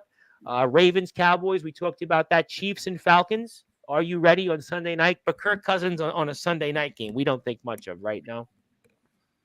Yeah, against Kansas City, I would think Kansas City wins that game, right? Yeah, yes, I think And so. boy, I guess a game that if the Bengals don't win, they really shouldn't be anywhere, right? Commanders and Bengals Monday night, and the rare Monday night doubleheader. Boy, ESPN almost like they were probably like, can I get a flex when it comes to that? They got the Right. Can we get Commanders and the Bengals. different one in here? I mean, Can we so, flex the that game for like Tuesday? I mean, the command they probably would love that on Tuesday, but the Commanders beat the Giants for what that's worth. But they did do It's that. not worth But they, much. well, Yeah. and then we got the Jaguars and Bills, and the Jaguars. I mean, I would expect in Buffalo, won't. That's really, a must win for the Jaguars, I think, right? You don't want to lose another one. And no. because, when you go to 0-3, I know there's 17 games now instead of 16 games. So, yes, there are 14 games left. And, you could still get to the playoffs. I get it. But, yeah, starting off 0-3 is not what you want to see a team that's thinking about or should be a playoff team.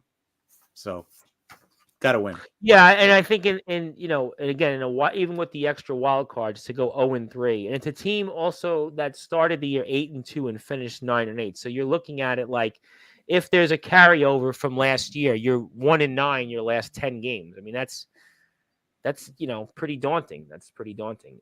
Dak has that 32nd best spot on hold, so he's Dak in the postseason. One of those guys. I mean, I guess maybe we'll put him in the Kirk Cousins territory. Yeah, but Burrows has been to a Super Bowl. He's been to one. Yeah, they don't hand consolation trophies, but he got to one and he won a bunch of road games. Right. But we'll see. I mean, look, Burrow hasn't won, but he got to one. But we'll see. But I kind of agree with TBK. But Burrow did get to a Super Bowl, but you know what? He didn't win it. He didn't play great in the game. I mean, he didn't play great. It wasn't like, oh my God, either, right?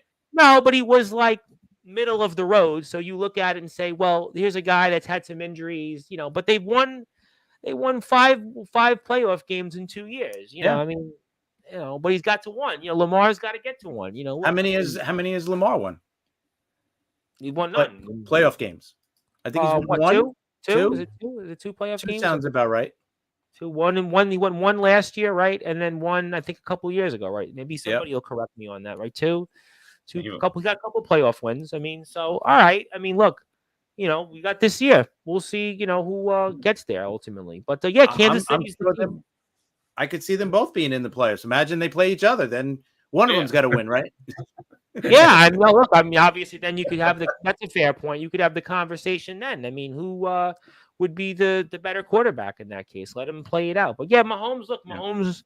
He's going to be number one because he's got the 3 Super Bowls, and he's the modern quarterback with the multiple Super Bowls. He's the only one that's got the multiples. And look, yeah, yes, you don't want to be Jacksonville. Colts have a must-win. Colts are 0-2. Colts and Bears. That's a matchup. Denver's 0-2 already. I mean, forget about them in Denver. I mean, again, Bengals must win. We just spoke about that. They've got to beat the Commanders. I mean, I'll say this much: if they don't beat the Commanders, then they don't really deserve to go much of any places. We spoke about the Ravens against the Cowboys. Giants, I mean, there's nothing really to talk about with the Giants. Rams is a must-win. How about 49ers Rams? That's, I think, a must-win for the Rams early. Rams are I don't know if the Rams are going to win. The Rams are beat up, right? Their top 2 receivers are out. They got other injuries to deal with. I don't know if they're going to beat San Fran. I mean, San Fran's got a couple injuries too, right? Yep. No Debo and no George Kittle now. So, missed McCaffrey the first week. So, yeah, they've been dealing with some injuries. He's been out. So, I mean, yeah, I would go with San Fran, but I don't know. But Charmin might be having a point. Seahawks are off to a good start, and a good football team. A lot of people were wondering about the coaching change, but maybe so far so good. Strong start, it helps them out. I mean, so you just never know. I mean, look, it's early in the season, and we'll see what happens. Vikings are 2-0. I mean, nobody saw that one coming. The Vikings are 2-0. No. I mean, Nope. but again, you don't reward the season after the first 2 weeks. Just like last year, we talked about the Jaguars 8-2. They missed a look at the Eagles last year. What were the Eagles like? 11. Yeah, they started off great. Yeah, they started off great last year. They went to the playoffs and, they got shellacked early. The Dolphins got off to a great start. Although you said the whole year the Dolphins were like. And they still are. They don't beat the good teams. They'll beat the bad teams, but they just don't beat the good teams, So I think an interesting game, we'll have to find out on that. But I do want to obviously plug a couple things here first. So we're going to be here on Sportswire tomorrow a couple of times. We're going to be here at 4:30 p.m. Eastern time with Caden Gallows. He is the BCW Hardcore Champion. He will be here, and I'll be here at 9 o'clock Eastern time with Anthony Steele. Anthony Steele is a very well-known figure in the world of backyard and underground wrestling. I'm trying to think of a sports analogy that would compare him to. He's a name that definitely he says a lot. He does back it up in many ways. He's making his return to Sportswire for the first time in about a month, and he's definitely a figure that, let's just say a lot of people will tune in for, because I'm sure they just won't know what he has to say. He's got a big announcement. When he has an announcement, usually people tune in, and I have no doubt that they will do that for sure coming up tomorrow. So we're on a couple of times, and Comatose gave me a line. Anthony Steele is the Dylan Brooks of the yard. There you go. Thank you very much. Thanks. I knew somebody would throw a comparison out there. Yes, but Anthony is here. He is making his long-awaited return to Sportswire. Usually he's here every few days, but he actually has been kind of quiet the last few weeks. But we have 2 shows tomorrow. I'm also here Monday. I'm here at 10:30 p.m. Eastern time with Judas. Yes, there's a wrestler named Judas, and he's an evil angel. He's an evil angel. He's here. And I have a guy Friday. We're preempted Friday, but we'll be back the following week with, I'm sure, other people like TBK, because we have a guy named Ledger Shade, who's considered to be the Hulk Hogan of backyard wrestling. He's on Sportswire. Wow. Yes, he's a very big deal. He actually has a movie that he's releasing. He's a movie that we're showing on Sportswire. He's a very big deal. Yes, he will probably pull his last appearance on Sportswire had 40 people on the live. He was a very big deal. So he wants to speak, and unfortunately we're preempted. But we're back the rest of the way. Maybe we'll be here Saturday again. It depends. But I wanted to ask you guys a couple of things in these Major League Baseball races. Let me get to a couple scores of note here first. I want to update some people on baseball. Padres 4, White Sox 2. Joey Bostrom, I'm sure, is enjoying that. Yankees 8, Oakland A's 0. Rockies 4, Dodgers 3. Bud Black is the winningest manager in Rockies history. Go figured on that. Rockies have played a bit better. Cardinals 6, Guardians 5. Guardians clinched the AL Central because the Royals lost. Also, we have here a few other scores. How about the Giants shutting out the Royals 9-0? You want to talk about spoilers? Where was this Giants team most of the season? But that was that. Right. Braves 6, Marlins 2. Rob Maraska's Mets 6, Phillies 3. There's those Seattle Mariners. Mariners 8, Rangers 4. Mariners are on their way to a usual probably last day of the season, second to last day of the season, postseason elimination. Astros 10, Angels 4. Diamondbacks 5, Brewers nothing. Rob Maraska paying close attention to that score. Also, Tigers 6. We mentioned that TBK's Orioles 4. Rays 3, Blue Jays 2. Game means nothing. Nationals 5. Reds 7, Pirates 1. 2 teams kind of had almost the same season. Flip a coin. It really doesn't matter. Yankees now 10, Athletics nothing. So there's some scores of note. Also, we had yesterday the Twins and the Red Sox. And actually, that was the Twins 4 and the Red Sox 2. I was wondering, where was that? But they'll play at 12:35 tomorrow. And Yankees are up now 10-0. And that is also a big game here. Soto's been hot. Judges 2 for 3 with the run batted in. Stanton hit a big homer earlier. And Volpe's been hot. So the Yankees are definitely looking good. And Carlos Rodon has been pitching really well all of a sudden. How about Carlos Rodon there, Chris? I'll talk about the Yankees for a few minutes. I mean, you know what? He's been pretty good, for most of the year. He's had a couple of, pretty bad starts. But for overall, I mean, he's got, I think, the most wins in the American League or second most wins in the American League. So he's had a, pretty good season. I mean, he's not the ace. He's probably the number 2 starter. 3 at the worst, right? Maybe they'll put Hill as the 2 starter, but yeah, he's been pretty good, Okay, all right. So Judge got a home run tonight too, so he's up to 54. So Judge is making at least a late run to get to maybe 57, 58, something like that. So, and Yeah. Soto, by the way, I mean, what a season he's had. The two of them Yeah. have definitely been hot, definitely. And Volpe started to hit for him. And Joseph Bostrom has joined us once again. I was wondering if Joseph Bostrom was alive, but there he is, thankfully. He is alive, thank God. He is alive. Thankfully, nobody yelled at him outside of cars, but that'll be like me later. That's okay. But maybe it's Joey doing that to you. Is he? No, I would know. He doesn't drive. He doesn't drive. Does he have a mask on? No, he doesn't drive. It's not him. It's a bunch crazy. of 18-year-old kids. It is what it is. But 10-0 Yankees. Yes, he did hear it right. And Yankees have played good ball. Can we report it to like maybe the news? Maybe they could do. No, I mean, honestly, somebody I know said they would tell the precinct meeting, and I spoke to somebody else. Said, yeah, but what are you gonna do? There's no real. Did they physically do anything? Right? They'll No. ask you physically. Did they throw anything at you? No, it's just weirdness. It's just what can you do? But I mean, look, I think the Yankees though are right playing where you want to going into the playoffs. I know we talked about the Diamondbacks and the Phillies. It doesn't matter, the Rangers, but you got to have some momentum going in here, and the Yankees will have that. You guys will have something to talk about on Monday's show. I think it matters a lot, just like with the Mets. Both teams are playing really good right now, and that's what you want to do. But the Mets are still not guaranteed to be in the playoffs, though. The Yankees are going to be in the playoffs. That's the difference. All they got to do is win their games, right? They got 7 games left. You control your own destiny. Yes, for sure. You definitely do that. But let me ask you, though, are you concerned about Holmes? He's blown 13 saves this year. Are you concerned about that in any way if you're going to just look at the Yankees? I don't want him, pitching any big innings in the playoffs. So, I'm concerned about him. Keep him away from any big innings. If it's a blowout, bring him in. If they got a nice lead, sure, bring him in. But if it's a close game, I don't feel comfortable with him in there. I don't feel confident in him at all. I think the Yankees still do. In the division series, are you going Cole, Rodon, Cortez, or are you going differently in that rotation? Is that your 1, 2, 3, or what do you do? Stroman, or who's your 1, 2, 3? No, I think it's going to be Cole. I think it's going to be Rodon and probably Hill as your 3. Okay. Not Cortez, though. No, I think you know what? At least Cortez could work out of the bullpen. I think if in a 7-game series, he'll be the 4. Obviously, that would be your 4th, right? Yeah, I don't think Stroman. See, Stroman doesn't. He's definitely not making the rotation. And that was the big talk on the radio this week. I've listened to a lot of baseball talk lately. And I don't see him as a good option out of the bullpen. He doesn't seem like that type of pitcher, right? He doesn't have strikeout stuff. He's got more ground ball stuff. So I don't think he's going to make the playoff roster unless somebody gets hurt. Who would you want to face in the division series? Do you have a preference? The only team. I mean, Houston obviously has got this, the psychologically. I was listening to everybody assuming Houston's in the ALCS already. Right. But I want to play them, right? I want to get over the hump because I don't want to get to the World Series and then the Astros are like, well, you didn't beat us. So it doesn't kind of like when the Knicks made it to the finals that one year and they didn't beat the Bulls and people were like, well, you beat the Bulls without Jordan, or the Knicks when they made the finals. The Astros.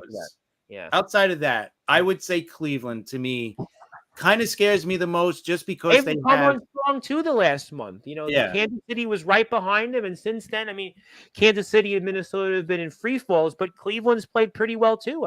That's Cleveland. You know why? Because they're built like the way the '90s Yankees were. They had the great bullpen. They obviously had the great closer at the end. Clase's been unbelievable this year. He's going to get Cy Young votes. He's going to get probably MVP votes. I think Skubal gets it, though, right? He's got to get the Cy Young. Yeah. I think Skubal gets it, but I think Clase is going to be right there. He might get, second place, third place at the least. So that's the only, but the rest of the team, does it really bother me? Does their lineup really scare me?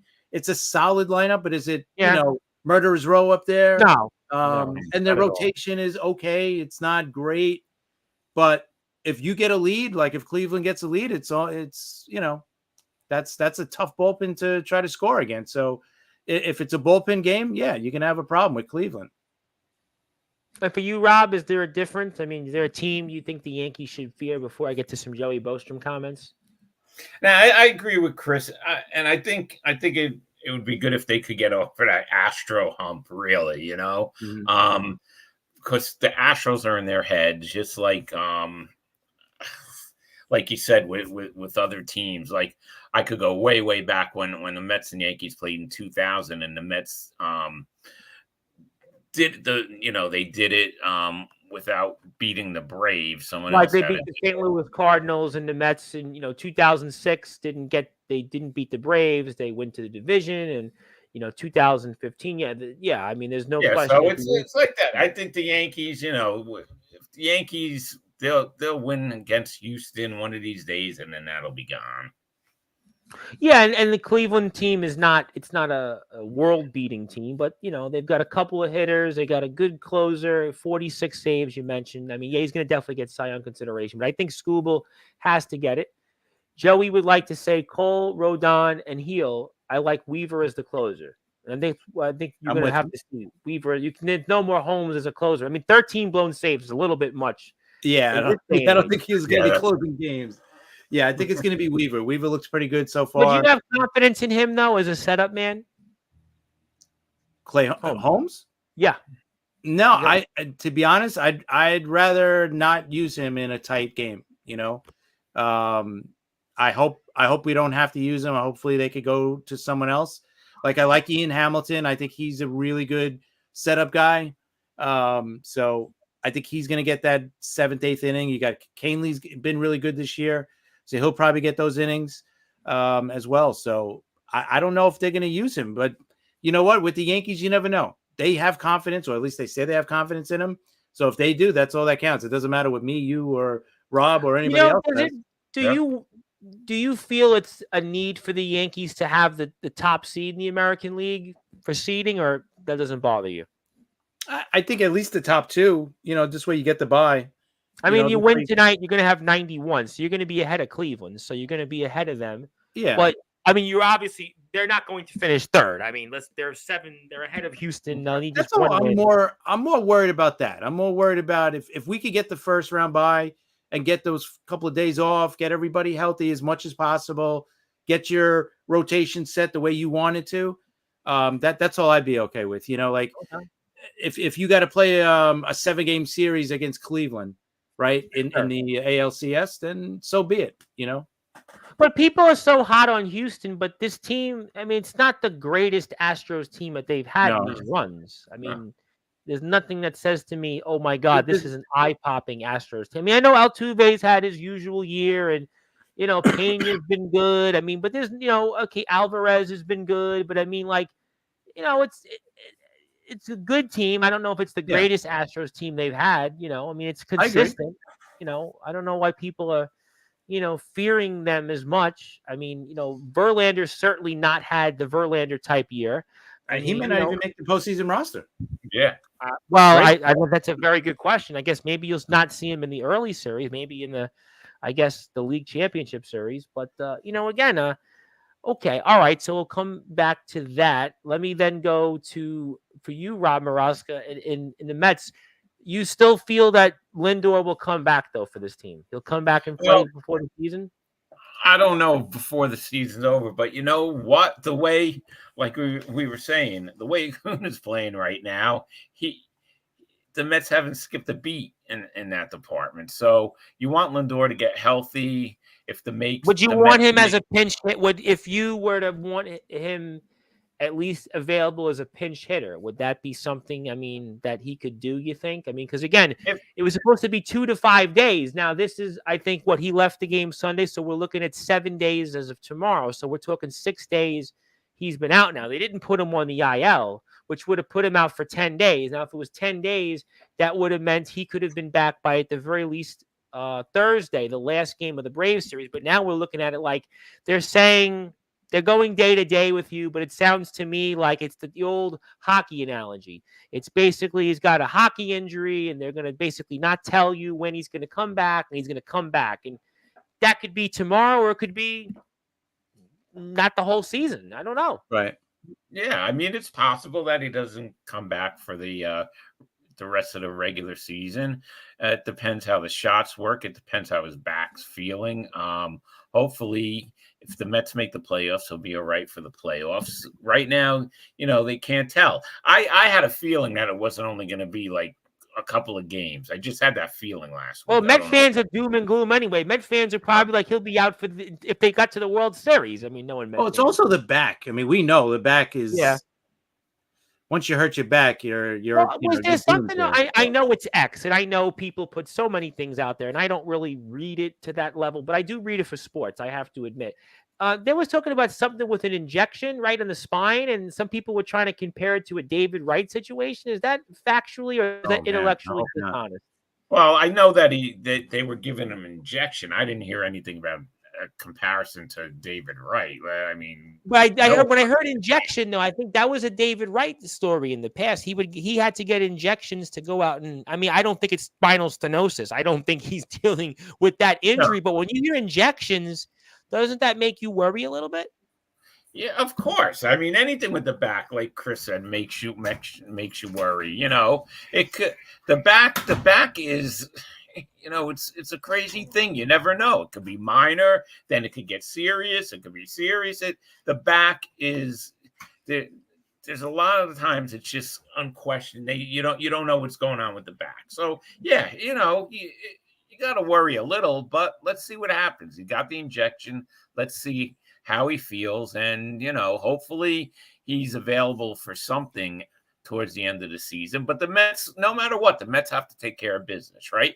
They have to make it into the playoffs. But you want Lindor in the line. I know Acuna's been great. This is lightning in a bottle, but Lindor is arguably having a borderline MVP season. He's having one of the greatest offensive seasons in New York Met history. You would certainly like to have him in the lineup. Joey makes a good point. Big Mets win, guaranteed into Atlanta with the wild card lead. Yes. And obviously, tomorrow's the home finale for the regular season. A lot of talk today was about Alonso. This could be his final game tomorrow in Citi Field as a Met. I mean, they still could come back there, regardless if they make the playoffs. It's obviously an unknown there. So, but he said what everybody expected, basically, that he's not going to tell you anything about it like anybody else, you know. But I got to ask you guys about offense. I would be remiss if I didn't mention this. Did Shohei Ohtani have one of the greatest single offensive seasons in baseball history? 50-50? I mean, yes. I know we're probably not going to see this again next year because we're going to assume he pitches, but is this one of the greatest offensive seasons in baseball history that we've just seen? Oh, yeah, of course. 50-50. I mean, did you think you were going to see that? You know, the pitching injury, you know. I mean, Trout maybe I would have thought could have had an outside shot a few years ago in his prime. I would have thought about Acuna. Acuna for the Braves. He went 40-70 last year, right? Alfonso Soriano was another guy I would have thought maybe could have did it with the Yankees. Maybe. But 50-50 is like ridiculous. Well, Soriano hit 40 a couple times. I think he hit 40. And I think he did 30-30 one year, right? A few times, I think. I mean, he would have been a name order throughout there, you know. But great to do that, season. Yeah. I mean, that put the exclamation point on the MVP. So, you know. I think and I think Lindor being out a bunch of games. I don't think. I'll be honest too. I think Lindor would have got some votes, but you know, even if he was healthy and having, you know, finished. Yeah, you can't not give a guy an MVP who had 52 home runs and 50 plus stolen bases, 122 runs batted in. Yeah, that's hard. He's got a 1,013 OPS. Yeah. And listen, I'm for Lindor getting it because of the defense and all that, but I can't give it to I can't not give it to a guy that has 52 home runs. Yeah, it's hard, man. No, 122 RBIs, 125 runs scored. His OPS is 1,000. I mean, you know, his team's in first place. I mean, his team's also had injuries. They've had their own issues. I mean, I think that he's going to get it, and Lindor will get a lot of second place votes, even if to me the crazy thought with Ohtani is, can he pitch in the playoffs? What a weapon that guy's going to be if he could pitch in the playoffs, you know, and even if it's just I mean, Roberts was on the radio. I heard an interview from Roberts, and it didn't seem to me like he was pitching in the postseason yet. I didn't hear that, but they dealt with some injuries. That rotation, I think, Glasnow's out. Glasnow's out for the season, and I think somebody else they mentioned was injured. Yamamoto's come back. What's his name? Nayubu's back. Right. I mean, I guess you could theoretically, but a guy who's doing what he's doing, maybe you need the bat more right now. I don't know. I don't know that answer. He'll definitely bat, but I could see him coming in like he did. You remember in the what was it last year? The WBC. Yeah, right? the He pitched World the last Baseball inning or Classic, yes. two, or I could see him doing that. Because that's the one thing the Dodgers, their pitching is not great. No. Their bullpen, they've used a couple of different closers this year, guys to close the games. I don't even, and then people are not now. The Astros can coincidentally, everybody says are locks to go deep, but the Dodgers, people are never impressed with them. No. Yeah, and Joey confirmed what I thought I heard is that he's not pitching in the playoffs. He's definitely not pitching. Oh, okay. Thank you, Joey. I know they were leaving it open, but okay, if he's definitely not good, then all right, then we shouldn't even think about one of the greatest games he's ever seen. I think the Ohtani getting to 50 home runs. But we had to talk about that. Him to do 52. Yeah, you got it. And by the way, Soriano 46 home runs, 41 stolen bases 1 year. 40. Okay, there you go. Soriano I thought if anybody could have did it, it was definitely Soriano. He had some big years, a lot of years, 30. He missed 40 a couple times. I mean, he was a guy that he did definitely underrated, and he would have had one of the bigger home runs in Yankee history if in that Game 7 against Arizona. If they don't come back and win that game, because he hit the home run to take the lead. Yep. What do you guys? I got a question to change the subject for a minute. What do you guys think about Washington, the Nationals? With the game for the gambling. Yeah. Well, what's the real? Did he bet on his team? No, I don't think it was the betting. I think it's just he was in the casino till like 5 o'clock in the morning. No, or 8 o'clock in the morning. 8 a.m. 8 a.m. Well, I mean, with that kind of money you have, my first thought is, why are you in a casino till at all? I don't know. I mean, why are you in a casino? Or why not just wait? You got another week of baseball. After that week is over, you're free. You do whatever you want. You could stay in a casino all friggin' day if you want. So I don't get it either. So, I mean, listen. The Nationals are not messing around. They're not like the White Sox. They got a future. They got a foundation. So they don't want to screw things up. They want to keep these guys in line. So they want to go into next offseason like, hey, straighten up because this is how we do things. Or, we're not going to send you. We'll trade you away next time. Yeah, they made a big statement by doing that. Absolutely. An all-star and they demote him to the minors, but it was funny. Well, what you gentlemen have done, if you guys are the genius, I think you guys are resident baseball show on Sportswire, but you two obviously talking heads would have did the same thing. Well, it's funny. The player or as the GM? No, a GM. You got the player. As a player, if you want to gamble, I don't gamble. My mother plays the lotto. I don't know why she still plays the lotto. She doesn't need to play the lotto, but she plays the lotto. You've probably seen her in the candy store and done it. But the point is that as the general manager, would you have made the same decision to say we're going to demote him after what he did for that day? I don't know. I'm just curious if you guys would have did the same thing. Maybe, just because the kid is young and he's one of their building blocks, it's not like this is a bench player. This is like one of their best players on the whole team, right? So you want to straighten him out. You want to, just like when we were kids, right? We got the slap on the wrist or wherever you got your slap when you did something wrong to try to teach you a lesson. And that's basically what this was. This was, hey, don't ever do that again because the next time you do it, you might not be a Washington National anymore. So, and this is a team that, we talked about them. Yeah, they're going to be a pretty good team next year. We were talking about them a lot during the Mets series. I was listening to all the games, and it's a team that, definitely is on the rise. I mean, they made an improvement this year. They played well the first couple months of the season, and they're a team that I think will be definitely a tough out next season. Definitely a team that's building. You know what? They've won a World Series, so they got a little bit of like I said, they're not the White Sox. They're not an embarrassment, or they don't want to be an embarrassment. They're trying not to. They definitely were not an embarrassment this year. They were a competitive team. They will win. They won today. They will probably win. I'm okay with what it was shocking when I first heard it. And, I was like, what? And then, but after you hear the details, you know what? He's lucky that's all he got.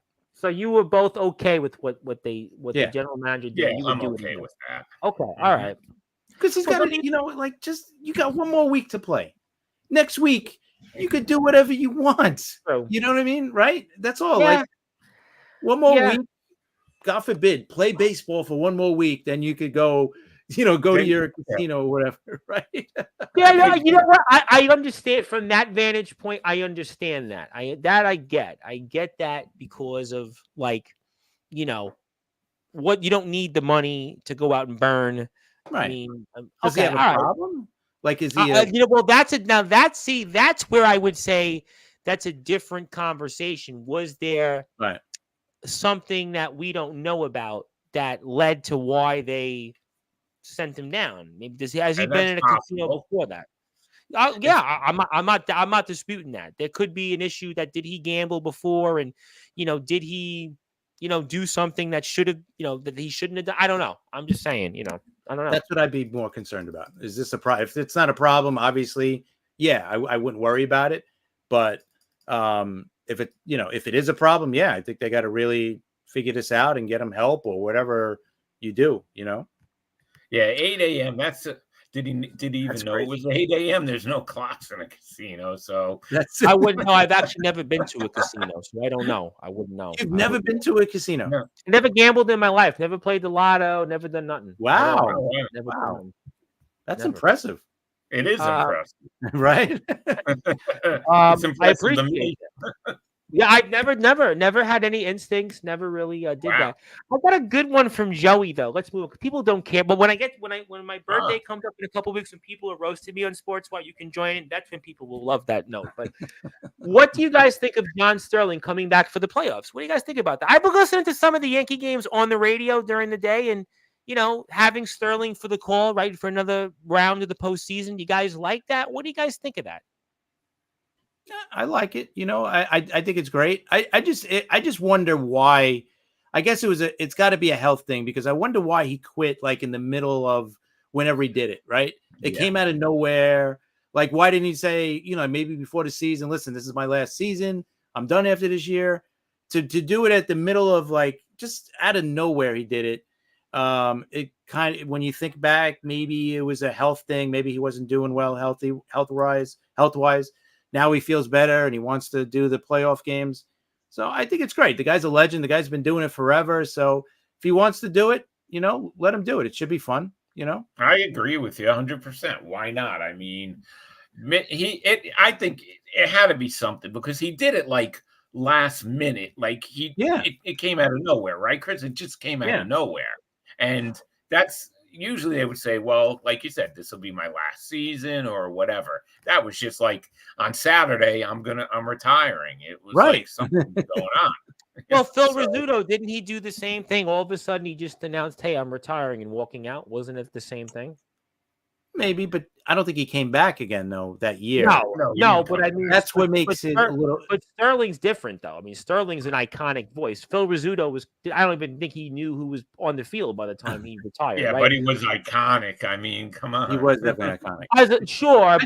I just think Sterling coming back makes it look like maybe it was a health thing when he first retired. So then, okay, so let me give you a different angle. Do you think he'll have games that he'll get a chance to call next season? The option will probably be there. I'm sure they'll say, hey, John, if you want to come back, even if you come back for a series or two here and there, or just pick out. He's younger than Vin Scully, right? When Vin Scully retired, he's younger than Vin Scully. So, I mean. Scully, I think, was 90-something, right? Yeah, he was in his 90s. Yeah. I mean, so Sterling's can still go. If Scully was going, I mean, that's my kind of comparison. Why not? I would think they would. And Bob Uecker's got to be what? Bob Uecker's got to be 90 by now, right? Bob Uecker's still calling. They just said that the other day on the TV. Yeah. Something like that. Listen, Sterling, it would be the same thing. Sterling is 86. Tom, it would be the same thing if you stepped away at some point from Sportswire. This has been a topic, by the way, in backyard in British wrestling. But go ahead. This is right. I'm just saying, if you stepped away for whatever reason, like if you wanted, that's it. I got my 1,000 subscribers. I'm done. This has been a topic. Go ahead. I'm passing the torch to somebody. But then, like a month or two later, you're like, I want to come back. We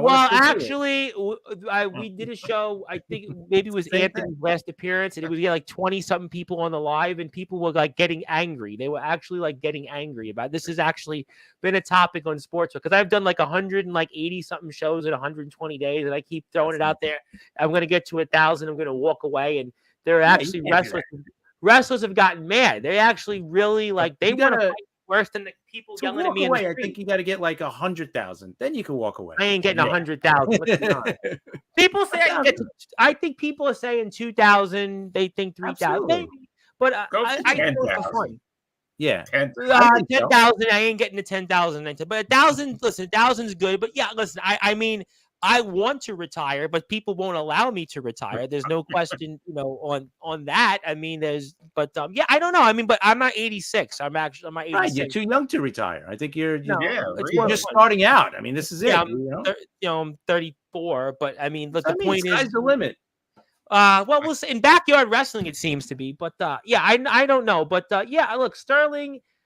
I mean, if he wants to do games, Euchre's doing it, Scully's doing it, right? I mean, he did it till he died, the year before he died, right? I mean, Ralph Kiner, they basically wheeled him into Met games. Yeah. I mean, who was the Tigers announcer that did it for all those years? He did it for thousands of years, and he did games, and I mean, this is what it goes. I mean, if Sterling wants to come back for the playoffs, Yankee fans are listening on the radio, and I'm sure nobody's complaining over there in Radio Land. They're going to get more ratings because of Sterling, right? They're going to get the views go up. Yeah. I mean, anything else. Yeah. So, I mean, I don't know why.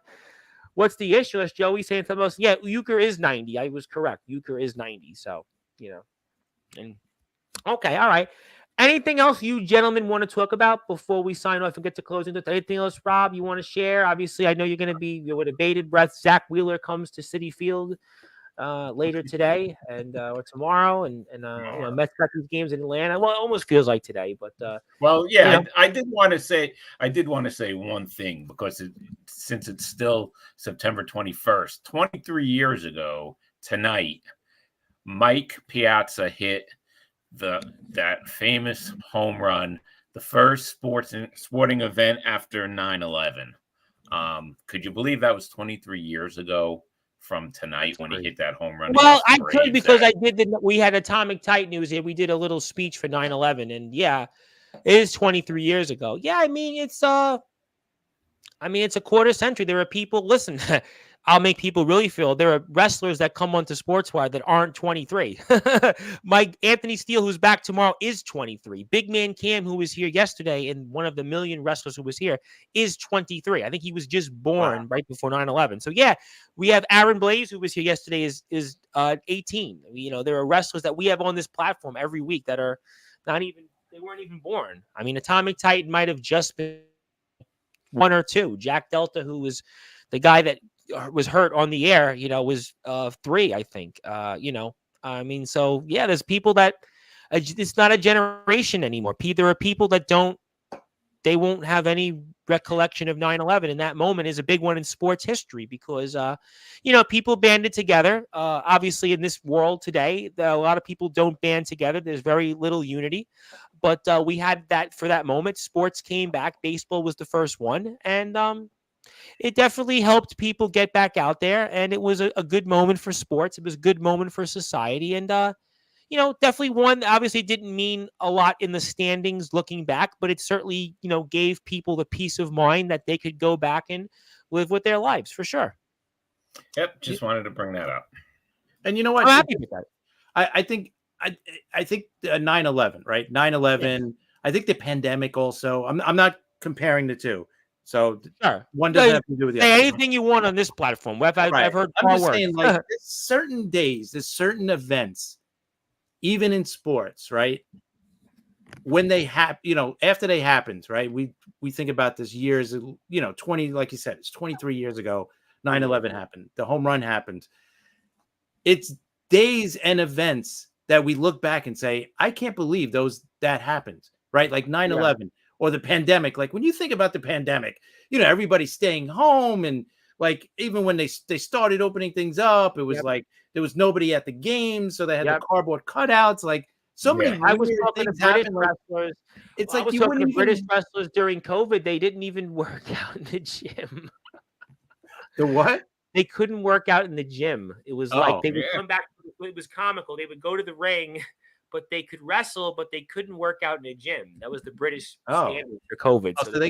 So they could wrestle each other, but they can't work out in the gym. You couldn't work out in the gym during COVID. It's a long story, but but that was we're living. But I understand your point. People remember like during COVID, like what. And you remember like yesterday, right? These events, every event, every major event. But when you look back, and even when I could look back to the just nothing compares to those. But when Derek Jeter played his last game at Yankee Stadium, he gets the game-winning hit in extra innings. Like, it's like if you wrote a script out and said, okay, this is what your career is going to look like, and it was a dream, you couldn't even come up with a better script than that.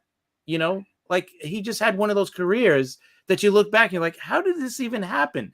Winning the 5 World Series, winning this, being the captain of the Yankees, and 3,000 hits, and then ending your career. How many people end their career on a game-winning hit at home? It's like, it's just things don't end right. We know how many careers end really badly those last year or two. It's embarrassing at times, and you guys, Rob would remember with Willie Mays. Yeah, that was, I heard that a couple weeks ago. I heard that talk. Yeah, I mean, it's crazy how some of these events happen, and you're like, how did that happen? I still don't believe it happened. Yeah, I think it's a good analogy that in sports there are, Derek Jeter, obviously what he meant sentimentally, but there in sports there are very few guys that are able to figure out, okay, this is how to go out on top. Michael Jordan had the greatest setting, but came back and, it was okay, but it wasn't, he ruined the moment.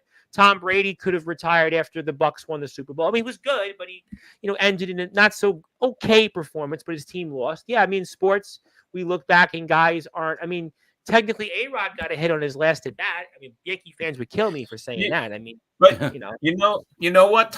If Tom Brady would have retired after he won the Super Bowl, his last Super Bowl. I mean, John Elway probably had, I think, one of the best ones. If you're a football fan, John Elway had, I mean, he won the Super Bowl, had a great game. Yeah, he went back to back, right? And he had a great performance. He was still, he ended, I mean, that was a perfect one for me. John Elway was a very good ending. I wonder if did Brady want to do that? That's why he came back for that next year after he won the Super Bowl. I mean, he was productive still. I mean, even the next year he was, very good. I mean, but I think if he would have retired with the Bucs, but there was a couple of times he could have retired. I mean, listen, Brady, was, but yeah, guys, it's a tough thing in sports. People cannot figure out how to end their career. People, I don't know. It's a good question. It's a good point. It's an analogy going into the 9/11 thing, but guys can't figure out how to end their career. I mean, I don't know the answer to it. I mean, unfortunately that's, Brett Favre, right? Should have retired like before he left with the Jets. And, with the Vikings, he had a great year and came back again and looked terrible. I mean, there's guys that unfortunately don't, Dan Marino basically got thrown out off the field at the 62-7 loss in the postseason, his final game in Jacksonville. I mean, I'm sure guys can come up with plenty of analogies. I mean, LeBron's going to probably struggle with this next because LeBron's the athlete right now. I mean, people, have to struggle with that. And, I don't know. The Islanders actually, in a very minute level, have 2 players that they just let go, and one of them is on a PTO, Cal Clutterbuck and Matt Martin. What do they figure out when it's time to end? Josh Bailey's another one. So, I mean, it's what it is. But it's a good line. Yes, definitely was an important day in history for the world. Definitely, we can take a lot of lessons from that. And hopefully we on Sportswire will not hit each other with chairs over the head when we talk about moments on Sportswire. But I will get to 1,000 subscribers, and you will both be here, I'm sure, to celebrate that. But in the meantime, let me get to some closing, because we actually had a great show. A lot of people tuned in, had a lot of comments, really enjoyed it. So let me go with you, Chris. I want to give you the floor first. I want to pass you the baton because maybe you can take over Sportswire when I get to 1,000 subscribers. Maybe I could never follow you. No you way. can do it. You got no. They would love hearing from you. You're more even keeled, down to earth. Not bombastic. They would love you. You know what? And I couldn't handle the pressure of if I'm walking outside, I got people screaming at me on the street. I couldn't handle it. I was actually walking with my mother yesterday. It was way too much pressure for me, Tom. The sad thing is people are actually asking me that all over the place, everywhere I go. But in the meantime, I will give you the floor. I want to put your X up shortly. So anything else you want to plug, share, say, we're going to all hear your shows throughout the weekend here. But floor is yours. And also, happy birthday to your dad, by the way. Happy birthday to your father, because we wouldn't have you here if it wasn't for your father. So happy birthday to him. Good. And I think exactly. your wife had a birthday, right? Today, yeah. Have your wife. I hope your wife has to be a saint for putting up with me all these years. So definitely on Sportswire, just Sportswire. She might be the one screaming at you in Staten Island. You never know. She probably could be. I mean, I wouldn't blame her. But definitely want to wish her a happy birthday as well. definitely thank her for borrowing Chris for all these podcasts. We really appreciate that. She should definitely win the Nobel Peace Prize. I mean, but Yes, she definitely does. she does. But in the meantime, you can have the floor, and we'll go from there. Thank you, Tom. Rob, awesome as usual talking to you. Great show. I'm just looking forward to this next week of baseball. You know, the playoff races are going to go right down to the end. I can't wait to see it.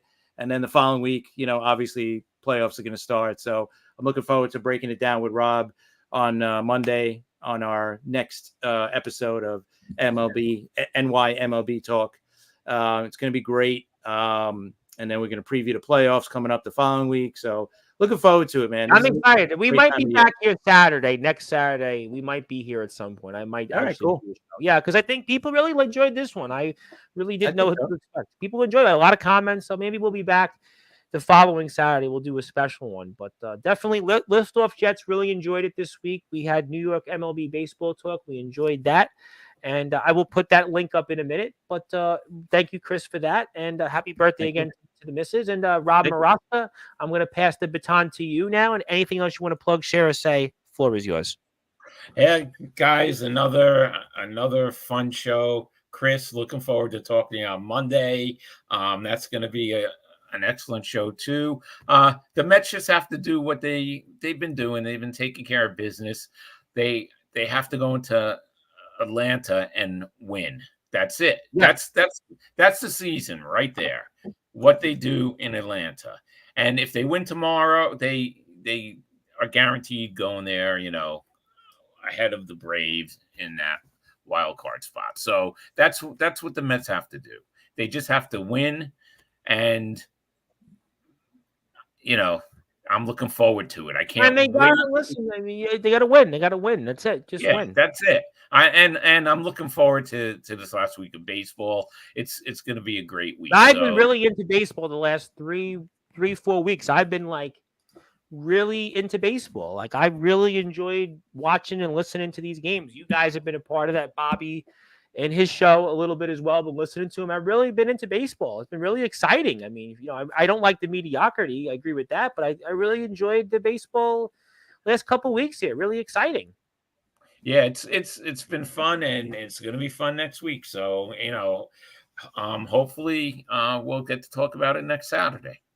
Yes, we definitely will be talking about it. We'll be back regular time on the 3rd of October. We'll figure out a time and place on Saturday's show. I think I will be here for that. Okay, cool.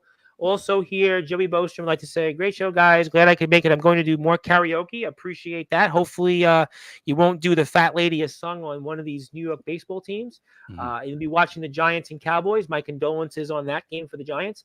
Huge series for both teams, yes, especially for the Mets. Yankees obviously are on the precipice of clinching the division probably early in the week. Looking forward to all of it. Baseball is good in New York, and it's always good when both teams make the playoffs. Definitely doesn't happen too often. Could happen again this year, and that's always exciting. Mets and Yankees in the playoffs. People are excited, and people were excited tonight.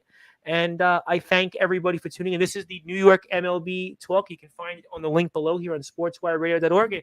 Gentlemen, good stuff. A lot of fun. Looking forward to more of it here as well, maybe Saturday. And thank you again. And happy birthday again to the family. And Rob Maraska, good news. You didn't give us some Grim Reaper deaths tonight on the show. So that's always a good thing. And hopefully you won't have you won't for sure have a Grim Reaper death on a baseball team here in New York being eliminated next weekend, because I'm sure the Mets will be alive at some point for that. But until then, thank you, gentlemen. Looking forward to it. We'll be hearing you both of your shows this week on Sportswire Radio, and especially tomorrow. And that was Rob Maraska. He's the co-host of the New York MLB Talk. And Chris Pizzaia, he is also the co-host of the New York MLB Talk and the Liftoff Jets. My name is the Reverend Tom Bryce, your voice figuratively and literally, where all wrestling matters. Thank you very much for joining me on the road to 1,000 YouTube subscribers. I'll be here twice tomorrow. Caden Gallows, Anthony Steele. Check us out here on the link below. And good morning, good afternoon, good evening, wherever you are, on the number one global radio station that is Sportswire Radio, where all sports matters and